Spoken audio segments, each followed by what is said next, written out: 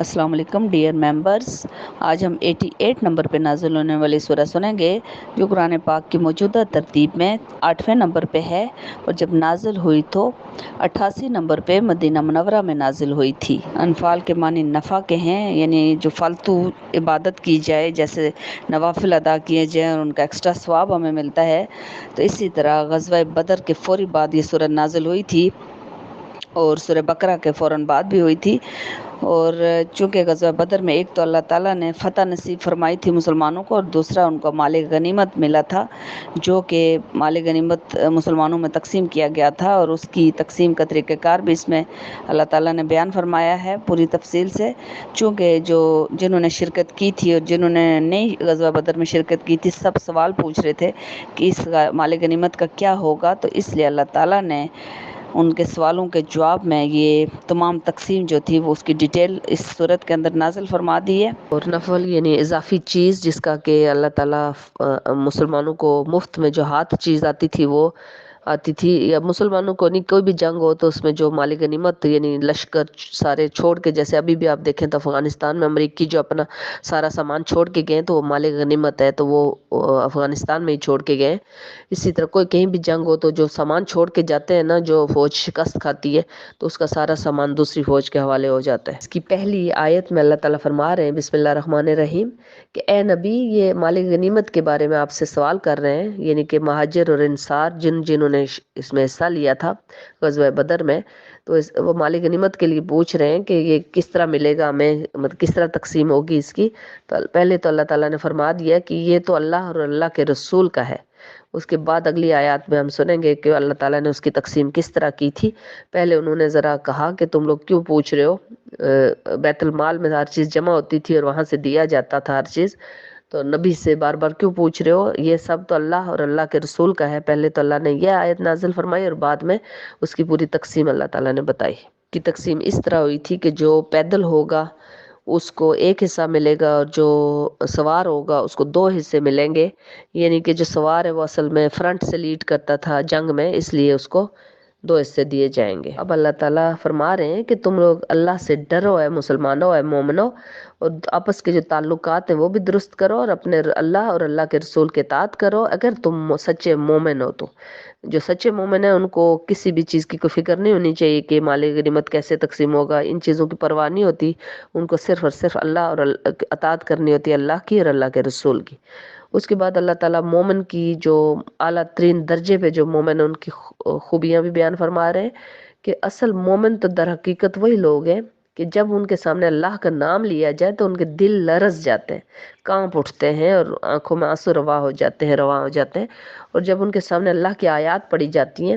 تو ان آیات کو، ان کا ایمان اپنے رب پر بھروسہ رکھتے ہیں، اور ان کا ایمان جو ہے وہ تازہ ہو جاتا ہے۔ اس کے بعد ان کی خوبی یہ بھی ہوتی ہے کہ وہ نماز اپنی قائم کرتے ہیں، خالی پڑھتے نہیں ہیں، قائم کرتے ہیں، اور اس کے بعد رزق جو اللہ نے ان کو دیا ہوتا ہے اس میں سے خرچ کرتے ہیں، اپنے اوپر نہیں، غریبوں کے اوپر۔ اور یہی لوگ ہیں جو کہ سچے مومن ہیں۔ اب اس کے بعد اللہ تعالیٰ نے غزوہ بدر میں جو کچھ ہوا وہ یہاں پہ بیان ہوا ہے۔ اب اللہ تعالیٰ یہاں پہ غزوہ بدر کے سبب بیان فرما رہے ہیں کہ کیوں ہوئی تھی، اور اس کے بعد اس کے اندر کیا ہوا تھا وہ بھی اللہ تعالیٰ بیان فرما رہے ہیں۔ اچھا، غزوہ بدر مسلمان کرنا نہیں چاہتے تھے، کیونکہ مسلمان کوئی مطلب تیاری کے ساتھ نہیں گئے تھے کہ جنگ کی تیاری کر کے جاتے۔ مسلمانوں کو جب یہ 2 سال ہو چکے تھے اور جب یہ خبر ملی کہ پیچھے جو کسی کے ماں باپ مسلمان نہیں ہوئے تھے، کسی کا بیٹا مسلمان نہیں ہوا تھا، تو کسی کا بھائی نہیں، بہن بھائی نہیں ہوئے تھے، کسی کے بچے مسلمان ہوئے تھے تو باپ نہیں ہوا تھا، تو اس طرح وہاں پہ ان کے رشتہ دار سارے کے سارے وہیں تھے، گھر بار وہیں پہ تھے۔ تو اب جب یہ لوگ آگے خالی ہاتھ ہجرت کر کے اپنی جان بچا کے، کیونکہ وہ تو ان کی جان کے دشمن تھے اور ہمارے پیارے نبی کو جان سے مارنا چاہتے تھے، اللہ تعالیٰ نے بچا کے ان کو وہاں سے ہجرت کرنے کا حکم دے دیا تھا۔ جب مدینہ منورہ میں آ گئے اور پیچھے جب انہیں خبر ملی کہ تم لوگوں کے جو بہن بھائی بچے ماں باپ، ان کے جو گھروں میں انہوں نے آگ لگا دی ہے اور گھروں سے ان کو نکال کے باہر کر دیا ہے اور سامان لوٹ لیا سارا، تو اب مسلمان بہت غصے میں تھے اور بدلہ بھی لینا چاہتے تھے جو مہاجرین تھے، لیکن ان کے پاس اتنی طاقت ابھی نہیں تھی کہ وہ مکہ مکرمہ پہ جا کے حملہ کر دیتے۔ تو اب انہیں خبر ملی کہ ابو سفیان جو کہ اس وقت تک مسلمان نہیں ہوئے تھے، بہت بعد میں ہوئے، تو ابو سفیان ایک قافلہ لے کے تجارت کا سامان کے لدے ہوئے جو اونٹ وغیرہ وہ لشکر لے کے وہ لشکر نہیں وہ جو قافلہ تھا وہ لے کے مدینہ کے ہی راستہ پڑتا تھا، راستے میں تو وہ جا رہے تھے مکہ مکرمہ۔ مسلمانوں نے سوچا کہ ہم اپنے جو ہمارے انہوں نے گھر بار لوٹے ہیں تو ہم بدلہ لیں گے ان سے، اور ہم بھی ابو سفیان کے قافلے کو اسی طرح حملہ کریں گے۔ اور ابو سفیان نے آگے خبر پہنچا دی مکہ مکرمہ سے کہ اس طرح اس تک بھی یہ خبر پہنچ گئی تھی کہ مسلمان حملہ کریں گے، تو اس نے آگے خبر پہنچا دی کہ میری مدد کے لیے فوراً پہنچو۔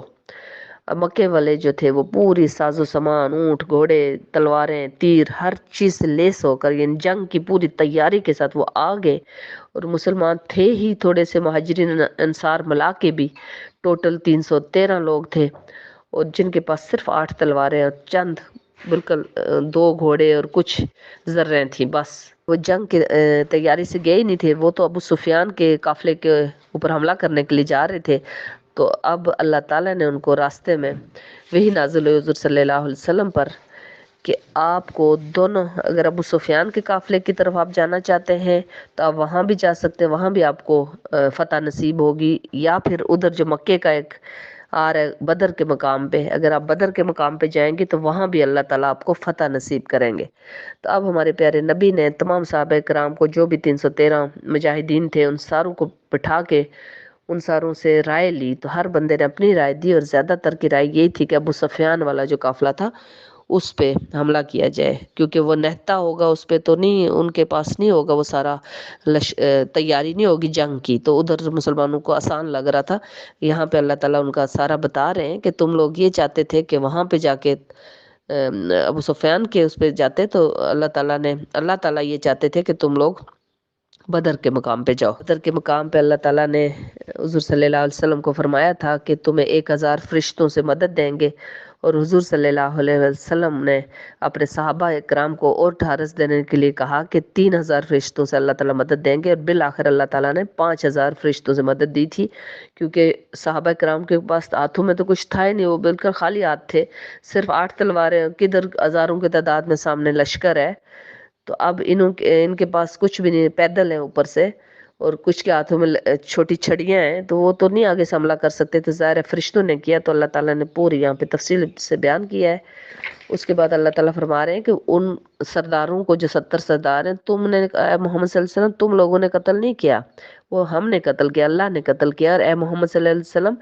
آپ نے ان کو جو رمی کیا، یعنی کہ کنکریوں کی ایک مٹھی حضور صلی اللہ علیہ وسلم نے ان کی طرف پھینکی تھی، کفار مکہ کی طرف،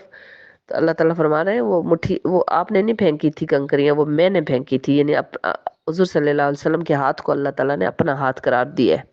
اس کے بعد اللہ تعالیٰ یہ بھی فرما رہے ہیں کہ اس دن تم لوگوں کو دل کو ڈھارس دینے کے لیے اللہ تعالیٰ نے کس طرح ڈھارس دی، اور جو روب تھا، جو کفار کا روب تھا، وہ ختم کر دیا، اور کفار کے دل میں روب ڈال دیا الٹا۔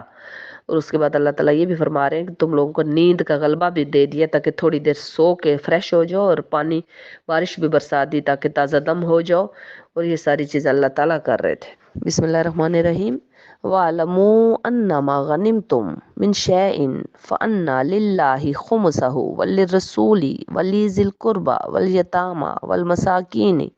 وَابْنِ السَّبِيلِ إِن كُنتُمْ آمَنتُم بِاللَّهِ وَمَا أَنزَلْنَا عَلَىٰ عَبْدِنَا يَوْمَ الْفُرْقَانِ يَوْمَ التَّقَىٰ الْجَمْعَانِ وَاللَّهُ عَلَىٰ كُلِّ شَيْءٍ قَدِيرٌ۔ اب اللہ تعالیٰ اس آیت میں فرما رہے ہیں، اور جان لو، جو کہ پارے کا نام بھی یہی ہے، اور یہ اس کا مطلب ہے، اور جان لو کہ جو مال غنیمت ملے گا اس کے ٹوٹل 5 حصے ہوں گے، 4 حصے تو ان میں تقسیم ہو جائیں گے، اور ان کو بھی جو اس سے تقسیم ہوں گے وہ بھی پیدل کو کتنا ملے گا، اور سوار کو کتنا ملے گا، جو فرنٹ سے لیڈ کرے گا اس کو کتنا ملے گا، وہ الگ سے تقسیم ہے، لیکن جو 5واں حصہ ہے وہ الگ ہو جائے گا، اور وہ 5واں حصہ اللہ کا ہے، اللہ کے رسول کا ہے۔ اللہ کا مطلب یہ تو نہیں کہ اللہ تعالیٰ نے وہ مال غنیمت تلواریں استعمال کرنی تھی، یا تیر کرنے تھے، یا گھوڑے کرنے تھے، جو بھی چیز تھی، لیکن وہ 5واں حصہ اللہ کا مطلب ہے کہ اللہ کے غریب بندوں کا، اور اللہ کے رسول کا بھی یہ مطلب ہے کہ اللہ کے غریب بندوں کو جاتا تھا۔ ہمارے پیارے نبی تو فاقے کرتے تھے، گھر میں تو کوئی چیز رکھتے ہی نہیں تھے نا، سب کے سب غریبوں میں تقسیم کرتے تھے، اور قرابت داروں کا، اور یتیموں کا، اور مسکینوں کا، اور مسافروں کا، ان سب میں تقسیم ہوگا۔ اب اللہ تعالیٰ غزوہ بدر کے دن کو یوم الفرقان، یعنی حق و باطل کو میں فرق کر دینے والا دن قرار دے رہے ہیں، اور غزوہ بدر میں حضرت عثمان غنی چونکہ نہیں تشریف لے کر گئے تھے، حضور صلی اللہ علیہ وسلم نے ان کو اپنی بیٹی حضرت رقیہ جو کہ ان کی بیوی تھی حضرت عثمان غنی کی، تو ان کے پاس چھوڑا تھا کہ وہ شدید بیمار ہیں تو آپ اپنی بیوی کا خیال رکھیں، اور وہ ان کو بھی مالک نعمت سے پھر حصہ دیا گیا تھا۔ تو آپ دیکھیں کہ ہمارے پیارے نبی کی زندگی کے اوپر اگر ہم ایک نظر دوڑا دیں تو ہمارے پیارے نبی جتنا جو برداشت، اور میرے پیارے نبی کے اوپر جو امتحانات اور آزمائشیں آئیں، اور ان کے صبر کو دیکھیں کہ کسی بھی پیغمبر کے اوپر اتنی زیادہ آزمائشیں نہیں آئیں، کیونکہ میرے پیارے نبی جب پیدا ہوئے تب بھی یتیم تھے، یعنی ان کے والد کی وفات ہو گئی، اور جب آپ صلی اللہ علیہ وسلم 6 سال کے ہوئے تو اس کے بعد والدہ بھی وفات پا گئیں، پھر دادا نے پالا 2 سال، پھر دادا بھی وفات پا گئے، اور 8 سال کی عمر کے تھے چھوٹے سے بچے، اور پھر کس طرح آپ صلی اللہ علیہ وسلم کا اپنے چچا نے پالا، جو کہ اپنے وہ خود بھی غریب تھے، اور پھر چچا ابو طالب نے ساری زندگی آپ صلی اللہ علیہ وسلم سے بہت محبت کی، لیکن بہت غربت تھی ان کے گھر میں بھی، ان کے اپنے بچے تھے، تو آپ صلی اللہ علیہ وسلم نے اجرت لے کے بکریاں بھی چرائیں، اور کس طریقے سے آپ نے اپنے پرورش آپ صلی اللہ علیہ وسلم کی کس طریقے سے ہوئی غربت میں، اور اس کے باوجود آپ صلی اللہ علیہ وسلم جب جوان ہوئے، اس کے بعد آپ کے جب شادی ہوئی اور اس کے بعد اولاد ہوئی، تو آپ کے 3 بچے، 2 بیٹے آپ کے مکہ مکرمہ میں آپ نے اپنے ہاتھوں سے دفن کیے، تیسرا آپ نے مدینہ منورہ میں دفن کیا، اور وہ اتنا بڑا بھی تھا 3.5 سال کا، اور اس کے بعد مکہ مکرمہ میں اگر آپ دیکھیں تو آپ کی پیاری بیوی حضرت خدیجہ رضی اللہ تعالیٰ عنہا وفات پا گئیں، ان کو اپنے ہاتھوں سے دفن کیا جنت المولا جو مکہ مکرمہ میں ہے۔ اس کے بعد آپ کے پیارے چچا حضرت ابو طالب جو کہ آپ کو ہر جگہ سے پروٹیکٹ کرتے تھے، حفاظت کرتے تھے قریش مکہ سے، ظالم لوگوں سے، تو آپ صلی اللہ علیہ وسلم کے پیارے چچا بھی اسی سال وفات پا گئے تھے۔ اس سے پہلے شیب ابی طالب کے 3 سال کی سختی جھیلی تھی، تو سختی برداشت نہیں کر سکے تھے حضرت خدیجہ اور حضرت ابو طالب بھی، اور بہت سے اور بھی بیمار ہو گئے تھے، اور وہ وفات پا گئے دونوں پیارے، اور آپ صلی اللہ علیہ وسلم نے اس سال کو عام الحزن یعنی غم کا سال قرار دیا تھا۔ اس کے بعد مکے والوں کے مظالم آپ نے دیکھے، اس کے بعد زیادہ بڑھ گئے تھے حضرت ابو طالب کے جانے کے بعد، اور اس کے بعد جو ڈھارس دینے والی بیوی بھی دنیا سے چلی گئی، اور پھر طائف جب تشریف لے گئے، طائف والوں نے کیا سلوک کیا، کیا ظلم کیے، اور مکے والے جان کے دشمن ہو گئے، بالآخر اللہ تعالیٰ کے حکم سے جان بچا کے مکہ مکرمہ سے مدینہ منورہ ہجرت کر کے گئے، اور ان سب کے باوجود صرف اور صرف الحمدللہ بولا آپ صلی اللہ علیہ وسلم نے۔ اور مدینہ منورہ میں جب تشریف لے گئے تو آپ کی یہ جو بیٹی حضرت رقیہ بیمار تھیں غزوہ بدر والے دن، آپ اسی لیے حضرت عثمان نہیں گئے تھے، اور وہ بیٹی پیچھے وفات پا گئی، اور جس دن آپ غزوہ بدر کے جو 14 مجاہد شہید ہوئے تھے، جو شہداء تھے، ان کو دفن کر گئے بدر کے مقام پہ، جب واپس آئے اور جب مدینہ منورہ میں آئے تو اپنی بیٹی کی وفات کی خبر ملی۔ حالانکہ غزوہ بدر فتح بہت بڑی فتح تھی، اس کی خوشیاں منا رہے تھے باقی، لیکن جیسے وہاں مدینہ میں داخل ہوئے تو پتہ چلا کہ آپ کی پیاری بیٹی حضرت رقیہ وفات پا گئی ہیں، اور ان کو دفن کیا، ان کی تدفین بھی ہو رہی تھی بلکہ، اور اس کے بعد باقی جو 2 جوان بیٹیاں تھیں شادی شدہ، وہ بھی آپ کی زندگی میں آپ نے خود دفن کی، یعنی 4 بیٹیوں میں سے 3 کو خود اپنی زندگی میں دفن کیا، اور چوتھی بیٹی جو حضرت فاطمہ رضی اللہ تعالیٰ عنہا تھیں، ان کے لیے بھی پتہ چل گیا کہ میری وفات کی 6 مہینے بعد یہ بھی فوت ہو جائیں گی، اور اس کے بعد ان کے پیارے نواسوں کا بھی اللہ تعالیٰ نے بتا دیا تھا حضرت جبرائیل علیہ السلام نے کہ کس طرح شہید کیا جائے گا۔ اس کے باوجود اپنے پیارے نبی کے صبر کا آپ دیکھیں کہ اللہ تعالیٰ ہم مسلمانوں کو توفیق دے کہ اپنا ہم بھی صبر کرنا سیکھیں، کہ ہم چھوٹی چھوٹی باتوں پہ رونا پیٹنا شروع کرتے ہیں۔ اس سورہ انفال کی اس حصے میں بھی غزوہ بدر کے بارے میں اللہ تعالیٰ آیات نازل فرما رہے ہیں کہ کس طریقے سے تم لوگوں کو خواب میں بھی حضور صلی اللہ علیہ وسلم کو اللہ تعالیٰ نے کافروں کی تعداد کو کم دکھایا، تاکہ حضور صلی اللہ علیہ وسلم کا جو اب یہاں پہ اللہ تعالیٰ آیات نازل فرما رہے ہیں، اللہ تعالیٰ اس لیے آپ کو کم دکھا رہے تھے تاکہ آپ ہمت نہ ہار جائیں۔ اور اس کے بعد جب کافروں کو بھی مسلمانوں کی تعداد کو کم دکھا رہے تھے، اور مسلمانوں کو بھی کم دکھا رہے تھے، حقیقت میں بھی اور خواب میں بھی دکھایا تھا، اس لیے کہ اللہ تعالیٰ چاہتے تھے کہ یہ جو جنگ ہے، یہ غزوہ بدر ہے، ضرور ہو، تاکہ اللہ تعالیٰ حق کو باطل کس سے الگ کر دے۔ یعنی اگر کافر بھی مسلمانوں کو زیادہ تعداد میں دیکھ لیتے اور مسلمان بھی کافروں کو زیادہ تعداد میں دیکھ لیتے تو مسلمان بھی ہمت ہار جاتے، چونکہ وہ بہت کم تعداد میں تھے اور بالکل نہتے تھے، اور جو کافر ہے وہ بھی اگر زیادہ دیکھتے تو وہ بھی پیچھے بھاگ جاتے۔ تو اللہ تعالیٰ چاہتے تھے کہ آج کے دن ان سرداروں کو مسلمانوں کے ہاتھوں جو ہے وہ تلواروں کے ذریعے ان پہ عذاب مسلط کیا جائے، جیسے پہلے والی جو باقی انبیاء کی قوموں کو تباہ کر دیا گیا تھا، ان کو بھی تباہ کیا جائے، بڑے بڑے سرداروں کو آج، اور ان کو ہاتھوں مسلمانوں کے ہاتھوں سے آج ان کو عذاب دیا جائے۔ اور اللہ تعالیٰ اگلی آیت میں فرما رہے ہیں کہ جس طرح فرشتے ان سرداران نے مکہ کو کس طرح ان کے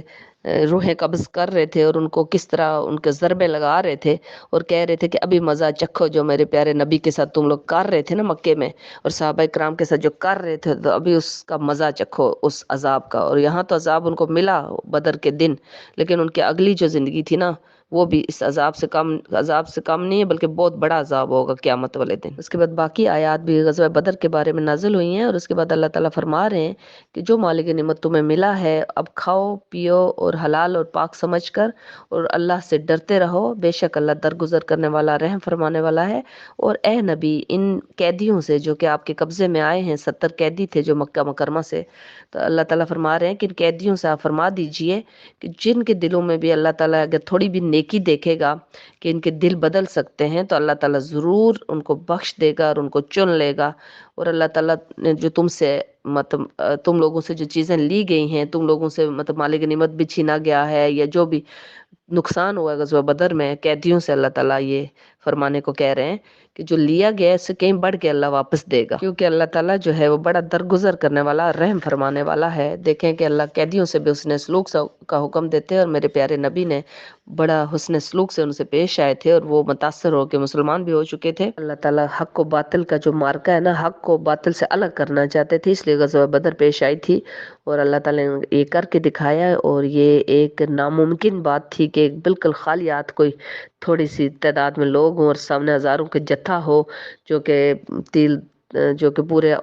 جنگ کے ہتھیاروں سے لیس ہو، اور اس کو شکست دے دے۔ تو اس کے بعد ایمان بھی ان کا آزمانا تھا اللہ تعالیٰ نے کہ کون جو ہے وہ ثابت قدم رہیں گے۔ اور ابھی آپ یہ سورت سن لیجئے۔ جزاک اللہ۔